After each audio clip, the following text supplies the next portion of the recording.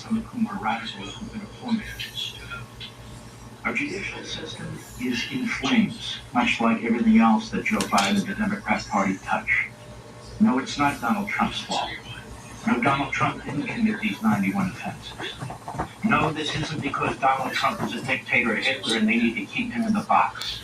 This is a power grab by an autocratic party that sees its opportunity to clear the playing field, to win an election with a candidate who is effectively unelectable. That is exactly what's taking place. We have these so-called courts. These are Potemkin courts. These are pretend courts with pretend judges, pretend prosecutors, pretend juries, pretend laws that are being used, magnified and amplified by a state-supporting media filled with Democrats, Marxists, and Islamists. We have an unconstitutionally appointed rogue prosecutor in Jack Smith, who's been a rogue prosecutor his entire life, whether it's taking on a governor in Virginia and destroying his career unconstitutionally, whether it's taking on a Democrat candidate, that would be John Edwards, destroying him and his career, although Edwards contributed to that. And we can go on and on and on, and I shall. So questions are being raised. Can you indict a sitting president? Does presidential immunity follow a former president for his official acts or acts at all when he leaves office? Can a president pardon himself? Can a president pardon himself from state charges? Does the Espionage Act even apply to a president or a former president with regard to the retention of documents? Do non-federal prosecutors and non-federal judges have jurisdiction over federal matters like federal campaign laws if they could find a way to link it to some supposed state law?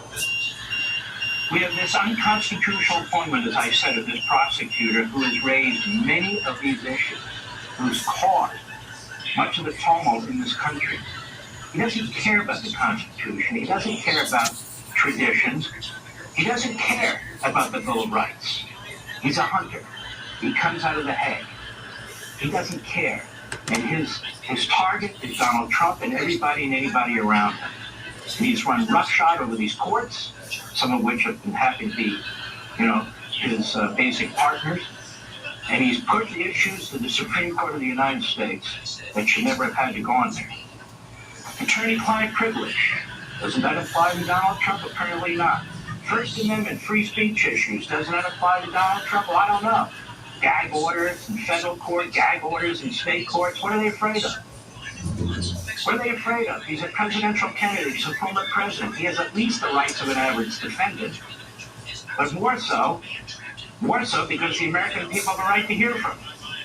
The criminalization of the election process by the feds, by Merrick Garland, the only person who is less available to the press than Joe Biden is Merrick Garland, because he operates in the shadows and under the radar too, although he is the invisible hand, he's the Spengali.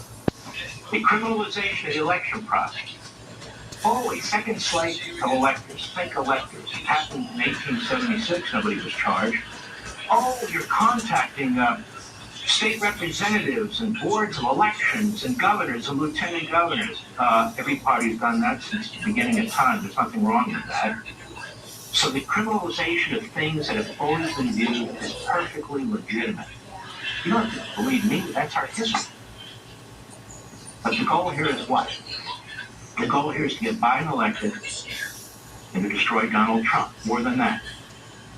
The goal here is to empower the Democrat Party as a monopoly party, don't you ever challenge it, and to destroy effectively the ability of the Republican Party to run and win elections, particularly at the presidential level. Now, this violates every notion of judicial ethics, prosecutorial ethics, legal ethics generally, federal jurisdiction. Let's talk about this case in Manhattan. And I want to say this to perhaps the 5 Supreme Court justices who may have an open mind on this presidential immunity issue. You had Judge Kagan, Judge Jackson, Judge Sotomayor, the 3 left-wing musketeers, who all came up with these horrendous hypothetical examples. What if we allow immunity for a former president? What will happen? What if he sends off nuclear bombs? What if he uses SEAL Team 6? We don't need hypotheticals. We have a reality. that's taking place right now in the United States of America, a spectacle in a Manhattan courtroom where a state judge who is conflicted, his family conflicted, he's not over his head, he is a hack, a state-sanctioned district attorney prosecutor who is a radical leftist.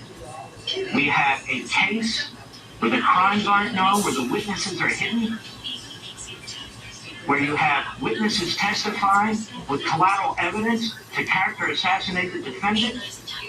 We have a judge who gags the defendant, not because the defendant's dangerous, because he doesn't want the defendant criticizing what's taking place in the courtroom.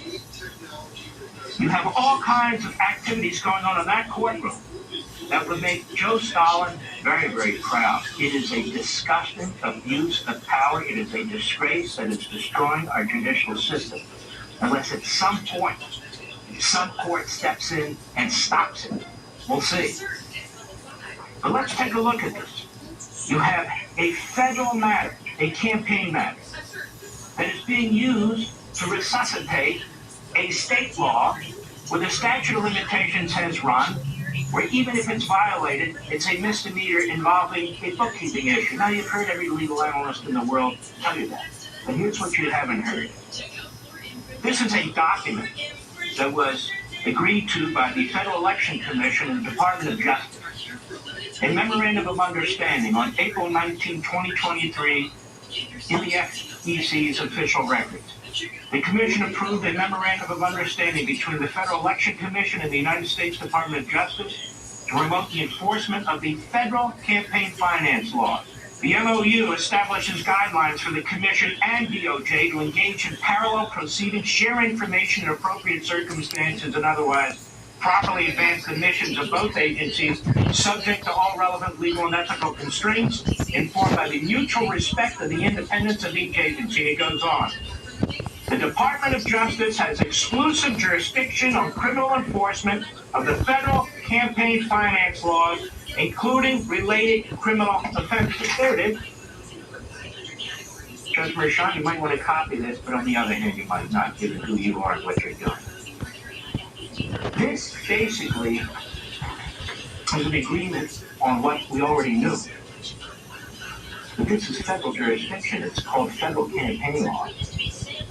And no state prosecutor and no state judge is free to just pretend that they know if a federal law was violated and then use that to burp up ridiculous indictments based on a state law that has already run the statute of limitations.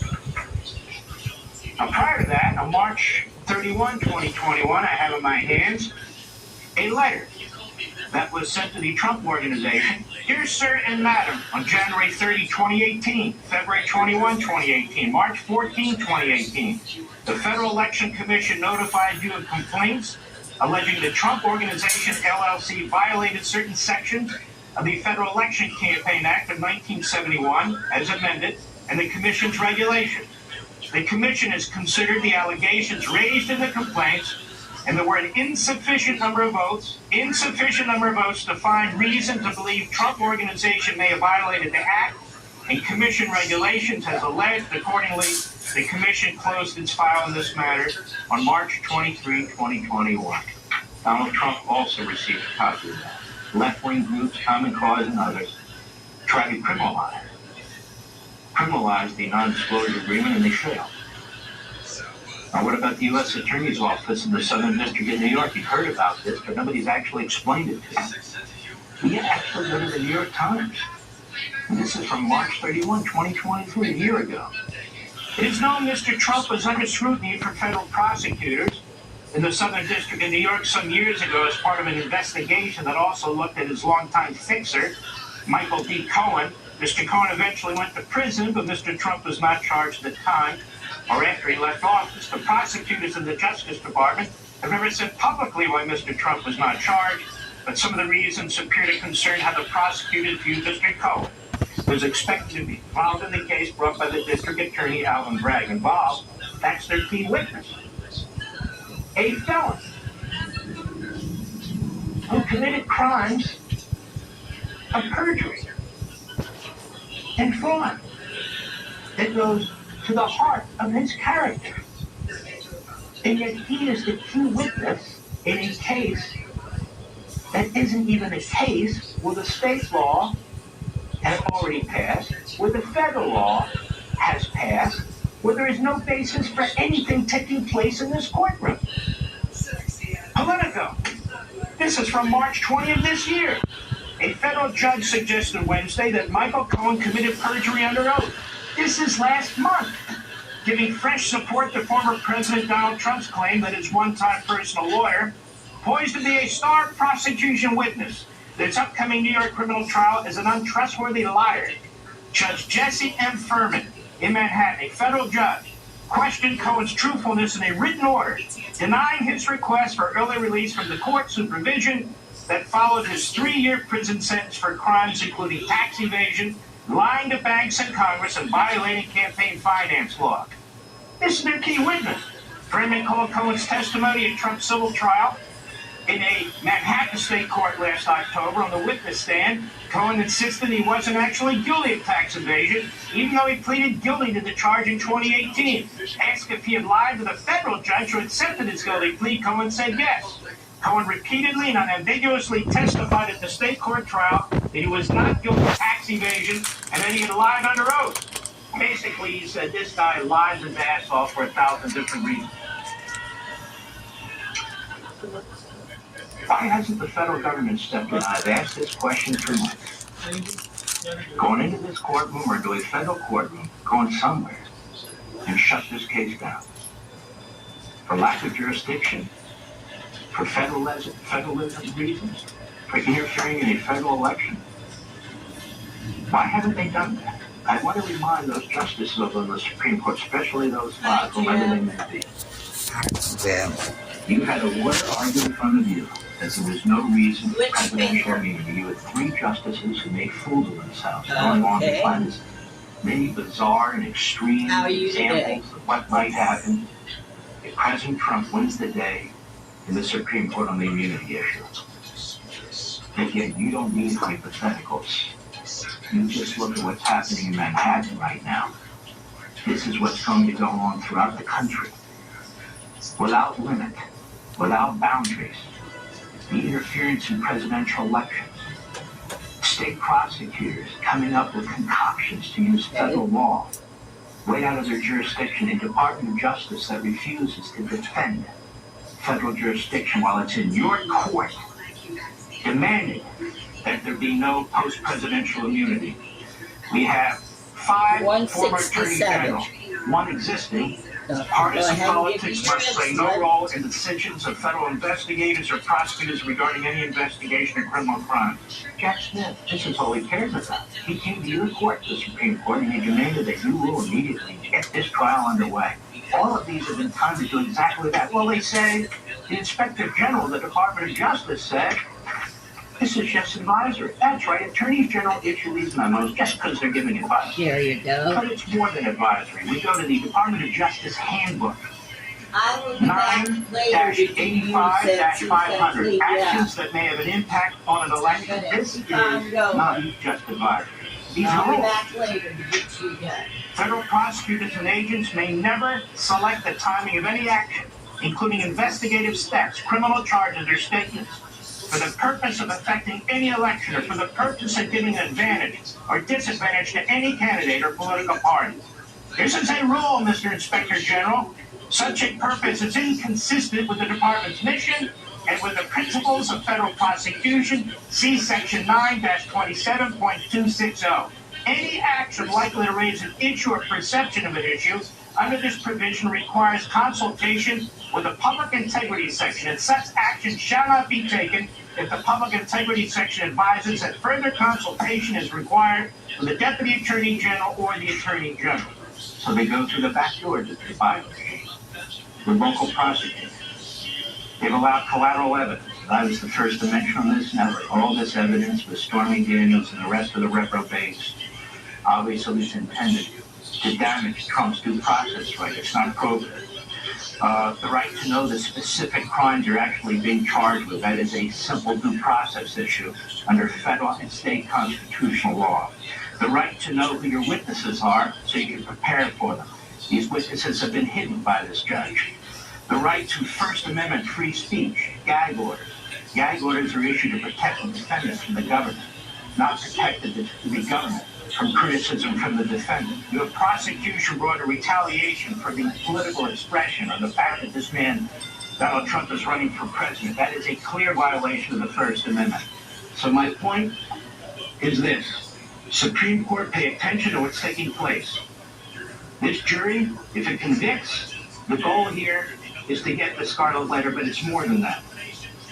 Eric Holder said publicly that if Donald Trump is found guilty of any charge in any court, and he still wins the election to the presidency, that there should be immediate moves by the Democrats to impeach him under the 14th Amendment.